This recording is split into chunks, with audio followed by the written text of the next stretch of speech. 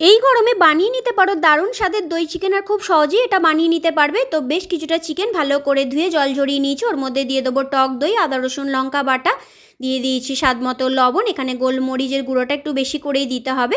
তারপর দিয়ে দেবো ধনের গুঁড়ো আর বেশ কিছুটা পেঁয়াজ কুচি। সাদা তেল দিয়ে চিকেনটাকে ভালো করে অনেকটা সময় ধরে মেখে নিতে হবে। তারপর এটাকে 1 ঘন্টার জন্য এইভাবে ম্যারিনেট করে রেখে দেবো। এবার কড়াইয়ে সাদা তেল গরম করে নিয়ে এলাচ, দারচিনি, লবঙ্গ, জিরে, তেজপাতা ফোড়নে দিয়ে আলুগুলোকে লাল লাল করে ভেজে নেব। তবে এই রান্নায় আলু না দিলেই কিন্তু বেশি ভালো হয়। তো আলুগুলো লাল লাল করে ভাজা হয়ে গেলে ম্যারিনেট করা চিকেনটাকে দিয়ে খুব ভালো করে প্রথমে কষিয়ে নেব। অনেকটা সময় ধরে কষিয়ে নেওয়ার পর একটা ঢাকনা চাপা দিয়ে গ্যাসের ফ্লেমটাকে লোয়ে করে কিছুক্ষণ এটাকে সেদ্ধ হতে দেবো। আবারও বারে বারে এরকম ঢাকনা সরিয়ে চিকেনটাকে নেড়ে দিতে হবে। এখানে কিন্তু কোনো রকম জল ব্যবহার করব না। চিকেন আলু সেদ্ধ হয়ে গেলে নামিয়ে নিলেই তৈরি হয়ে গেল দারুণ স্বাদের এই দই চিকেন। ভাত, রুটি, পরোটা সবের সাথেই কিন্তু দারুণ লাগে খেতে।